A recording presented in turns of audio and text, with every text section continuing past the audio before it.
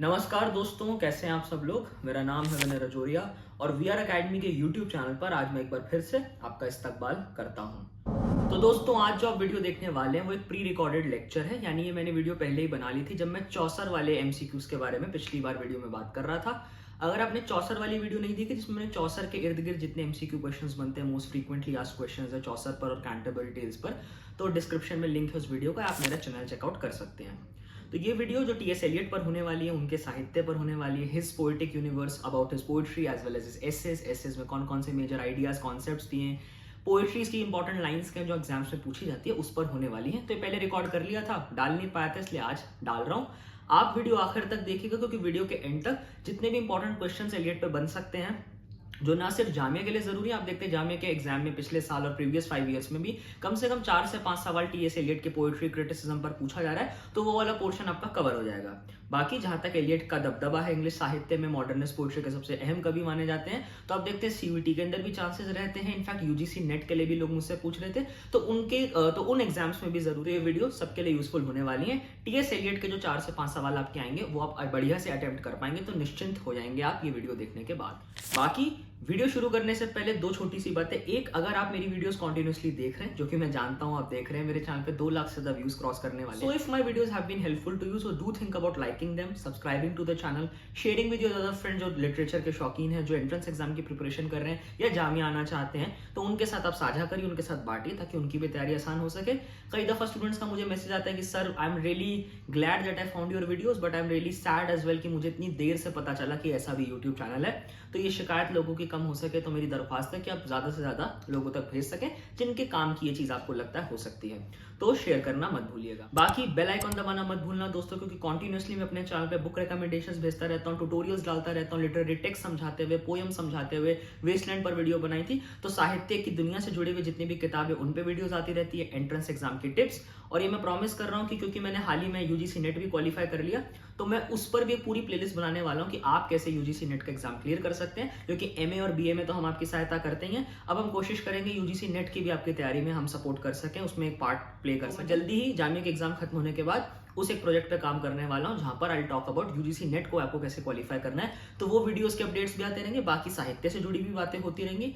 किसी भी वीडियो का अपडेट मिस ना हो इसलिए सब्सक्राइब कर लीजिए और बेल आइकन दबा लीजिए ताकि हम आपको परेशान करते रहे नोटिफिकेशंस भेजकर, तो आपके काम का रहेगा। बाकी वीडियो शुरू करने से पहले एक आखिरी बात कि मेरा पेड मेंटरशिप क्लास चल रहा है, अगर आप ज्वाइन करना चाहते हो तो क्लासेस रेगुलरली चल रही हैं, जिसके अंदर मैं 1-on-1 लाइव क्लासेस लेता हूँ, 1.5 घंटे के लेक्चर एवरीडे हो रहे हैं।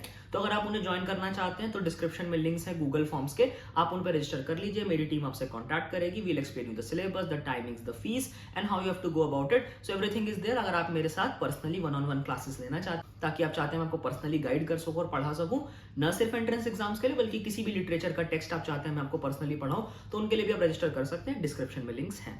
अब ये सारी बातें हो गई हैं, तो चलिए आज की वीडियो शुरू करते हैं फटाफट से। ये आपके बहुत काम आने वाली है, आपका टीएस एलियट वाला पोर्शन पेपर का पूरा कवर हो जाएगा, तो आखिर तक देखिएगा।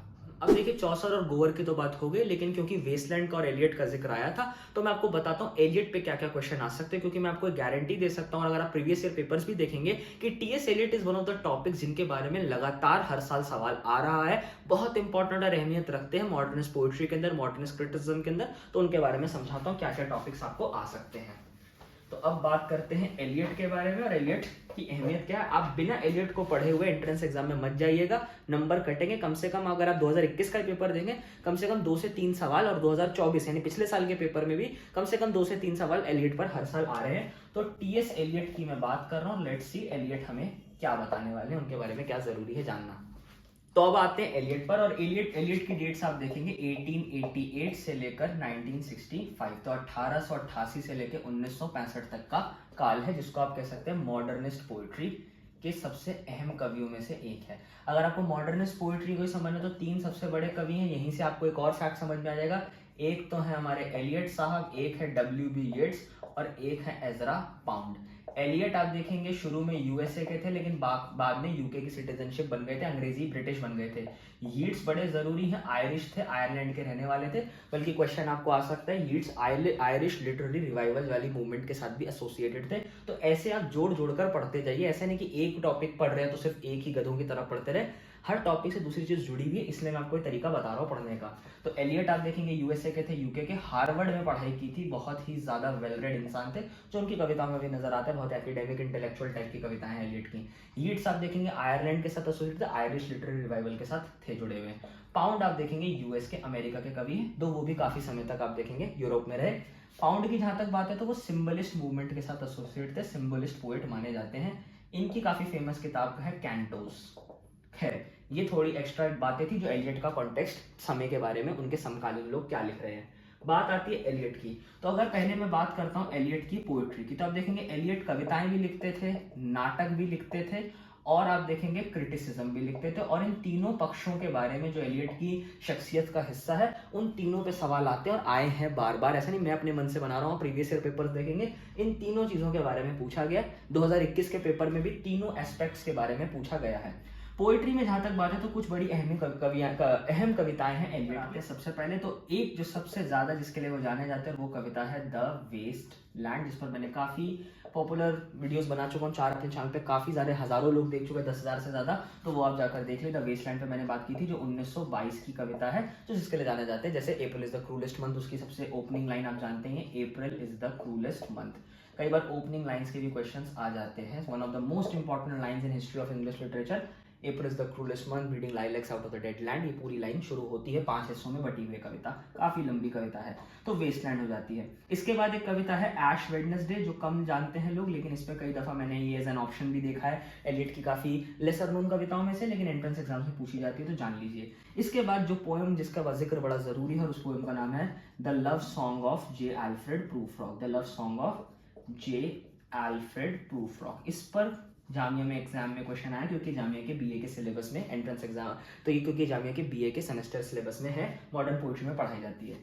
इस कविता की तो सबसे पहले लाइन बड़ी इंपॉर्टेंट है, ओपनिंग लाइंस है, let us go then you and I when the evening is spread out against the sky like an patient etherised upon a table. तो जो patient etherised upon a table वाले जो image बनाते हैं Elliott, इसके लिए बड़े जाने जाते हैं। लेकिन इस पोएम से जो सवाल आया गया वो है, in which poem by Eliot does he talk about the overwhelming question. Jamia के आई थिंक 2022 के क्वेश्चन में, पेपर में क्वेश्चन था एमसीक्यू में, ओवरवेलमिंग क्वेश्चन, किस पोएम के अंदर एलियट ओवरवेलमिंग क्वेश्चन की बात कर रहे हैं, वो पोएम थी love song of J Alfred Prufrock. इसके अंदर वो वाली बड़ी फेमस लाइन है, the women come and go talking of Michael Angelo, या वो है I am measuring my life out in coffee spoons वाली एक बड़ी फेमस लाइन है जो इंस्टाग्राम पे लोग यूज करते हैं, तो वो भी इसी कविता का जिक्र बार बार आता है, the love song of J Alfred Prufrock. तो इसको एक बार पढ़ भी लीजिएगा, पर कम से कम आप नाम से तो वाकिफ हो जाएं।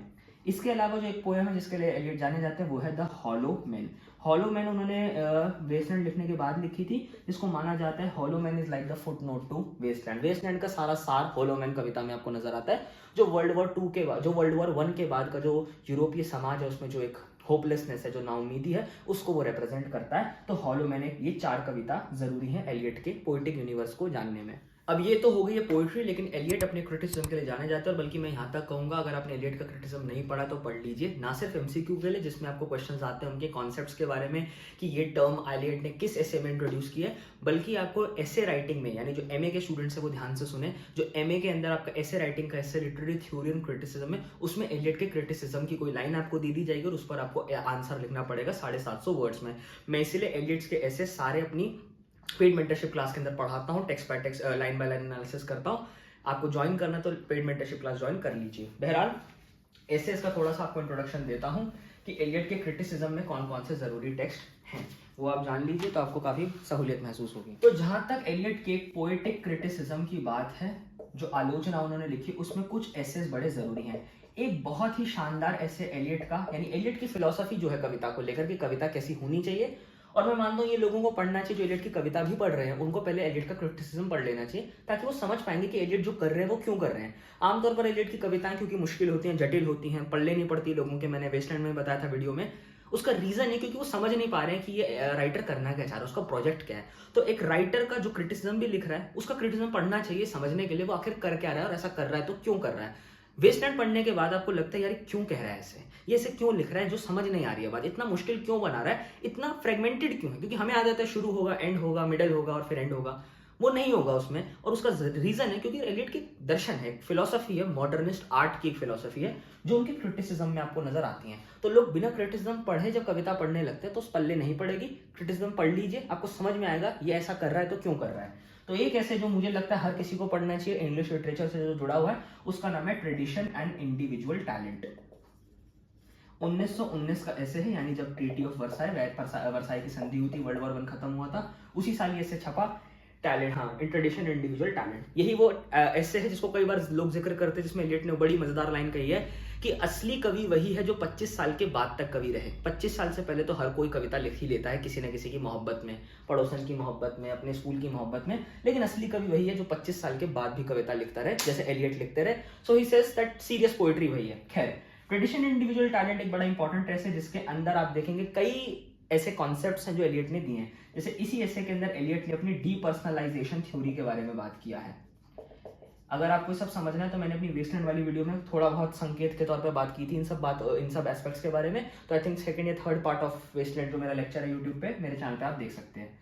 तो डीपर्सनलाइजेशन थ्योरी है। उसके बाद हिस्टोरिकल सेंस का आइडिया एलियट ने इसी ऐसे में दिया है, जो कि जामिया के 2021 के पेपर का क्वेश्चन है, जिसमें पूछा गया एलियट ने ये लाइन किस ऐसे में कही है। Historical sense involves not only of the pastness of the past but also of its presence. तो वो इसी ऐसे की लाइन है, historical sense. First part of the essay में आपको ये लाइन नजर आएगी।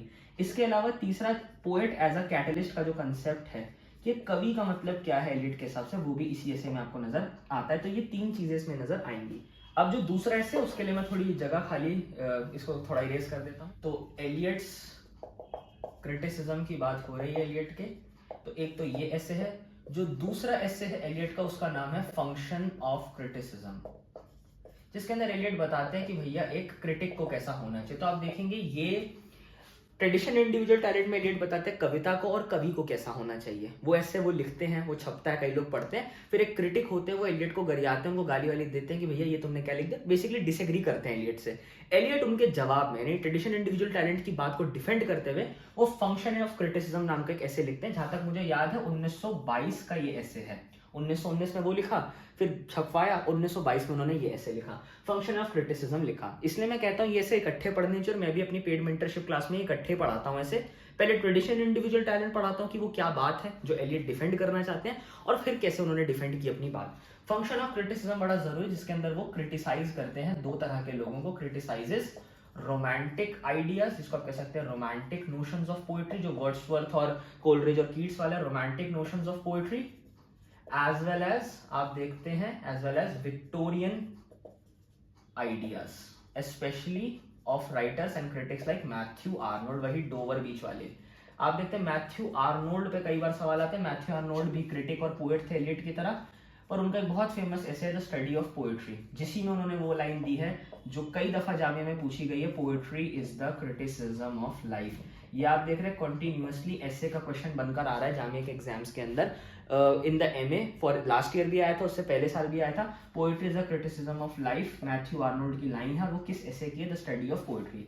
तो रोमांटिक पोएट्री और विक्टोरियन पोएट्री, क्योंकि मैथ्यू आर्नोल्ड विक्टोरियन पोएट और क्रिटिक थे, टेनिसन के समकालीन थे, कंटेम्प्रेरी थे ब्राउनिंग के भी, इन्होंने लिखा द स्टडी ऑफ पोएट्री। और इनके जो विचार थे कविताओं के, और आप देखते हैं रोमांटिक नोशंस थे, जिसके लिए सबसे की टेक्स्ट है लिरिकल बैलेड्स, जो आप जानते ही हैं, जिसने रोमांटिक मूवमेंट स्टार्ट किया 1798 वाला। तो लिरिकल बैलेड्स के जो आइडिया है और जो मैथ्यू आर्नोल्ड के आइडिया, उनको क्रिटिक कर रहे हैं एलियट इस ऐसे द फंक्शन ऑफ क्रिटिसिज्म के अंदर। तीसरा ऐसे जिसके लिए एलियट जाने जाते हैं, उसका नाम है Hamlet and his problems. Hamlet and his problems, इस पे भी सवाल आया कई बार। ये वही ऐसे जिसके अंदर एलियट ने आइडिया दिया है ऑब्जेक्टिव कोरिलेटिव का। ऑब्जेक्टिव कोरिलेटिव पे क्वेश्चन आया कि किस ऐसे में एलियट ने ऑब्जेक्टिव कोरिलेटिव का आइडिया दिया, तो आंसर है हैमलेट एंड हिज प्रॉब्लम्स। इसके बाद चौथा ऐसे जो आपको जानना है एलियट का, उसका नाम है the metaphysical poets. The metaphysical poets, इस ऐसे के अंदर बहुत ही बढ़िया ऐसे, आपको वक्त मिले तो जरूर पढ़िए। इस ऐसे के अंदर एलियट ने जो कंसेप्ट दिया, उस कंसेप्ट का नाम है dissociation of sensibility. Dissociation of sensibility. आप देखते हैं ये इस ऐसे के अंदर एलियट क्या कर रहे हैं, शेक्सपियर के समकालीन यानी कंटेम्प्रेरी कुछ एक नई विचारधारा के पोएट्स थे। जैसे आप देखते हैं शेक्सपियर जिस समय पे लिख रहे हैं उसको एलिजाबेथन पोएट्री कहते हैं, जो सोनेट्स हैं शेक्सपियर की। पर शेक्सपियर के समय पर ही कुछ नए किस्म का एक्सपेरिमेंटल तरह का साहित्य लिख रहे थे, उन पोएट्स को कहते हैं मेटाफिजिकल पोएट्स। आपने शायद जॉन डन का नाम सुना ही होगा। जॉन डन है, एंड्रयू मार्वल है, ठीक है, उसके बाद वॉगन है, ठीक है, क्रॉशॉ है, ये सारे लोगों के जो ग्रुप है, दो ये किसी ग्रुप का हिस्सा नहीं थे, किसी को ग्रुप मंडली बनाकर नहीं लिख रहे थे, पर इनका जो तरीका था उनमें कुछ कॉमनैलिटीज थी, जैसे कंसीट्स यूज किया करते थे। तो इन सब पोएट्स को टुगेदर यानी इकट्ठे आप कह सकते हैं मेटाफिजिकल पोएट्स, जो आप देखते हैं शेक्सपियर के समय पे यानी 1600s में आपको यूरोप में नजर, इंग्लैंड में नजर आते हैं। इनकी पोएट्री को अक्सर बहुत ही मतलब डिसरिगार्ड किया गया, क्योंकि शेक्सपियर का इतना दबदबा रहा कि इनके साहित्य को उतनी तवज्जो नहीं मिली जितनी मिलनी चाहिए थी। पर फिर एलियट ने ऐसे लिखा था मेटाफिजिकल पोएट्स 20वीं सदी के अंदर, और उन्होंने क्या किया, इन मेटाफिजिकल पोएट्स को इंपॉर्टेंस दी। उन्होंने समझाया कि ये वो कर रहे थे जो बाकी लोग नहीं कर पा रहे थे। बेसिकली एलियट ने उनको वक्त की रेत से निकाल कर उन पे से धूल मिट्टी हटाई और बोला इनको जो पद मिलना चाहिए हम नहीं समझ पा रहे, इनकी जीनियस क्या है। तो जीनियस समझाने के लिए what is so great about the metaphysical poets, Eliot एक कंसेप्ट देते हैं डिसएसोसिएशन ऑफ सेंसिबिलिटी। ये सारे मेटाफिजिकल पोएट्स का कॉन्टेक्स्ट जो होता है, क्या वो लिख रहे थे, क्या क्या उनकी फेमस कविताएं हैं, डिसएसोसिएशन ऑफ सेंसिबिलिटी का मतलब क्या है, ऑब्जेक्टिव कोरिलेटिव क्या होता है, ये सब मैं अपनी हिस्ट्री ऑफ इंग्लिश लिटरेचर की क्लास में पढ़ाने वाला हूं। तो प्लीज, अगर इसलिए मैं बार बार कह रहा हूं, अगर आपको सीखना है, ये सब आप जान लेना चाहते हैं, न सिर्फ एंट्रेंस एग्जाम के लिए बल्कि अगर आप क्वालिफाई करके इंग्लिश लिटरेचर पढ़ने लगते हैं तब भी आपके लिए सब बेसिक्स है। These are the basic tool box in your intellectual set which you need to understand to be someone to write something in English literature. तो do think about joining the class. वो सिर्फ entrance exam नहीं, आगे भी आपकी मदद करेंगे। आज मैं क्लास को यहीं रोकता हूं, इसी तरह की बातचीत मेरे चैनल पर चलती रहेगी, और मेरी एंट्रेंस एग्जाम की क्लासेस में तो चल ही रही है लगातार। तो चैनल पर सीखने के लिए सब्सक्राइब कर लीजिए और बेल आइकन दबा लीजिए ताकि वीडियो ऐसी आती रहे तो आप मिस ना करें। बाकी अगर आपको यूट्यूब के अलावा लगातार मेरे साथ लाइव क्लासेस ज्वाइन करनी है तो पेड मेंटरशिप क्लास ज्वाइन करो। तैयारी बढ़िया से करिए। मेरी all the best wishes to you. कोई भी समस्या हो तो वीडियोस के कमेंट सेक्शन में आप बता सकते हैं। I hope to see you next time.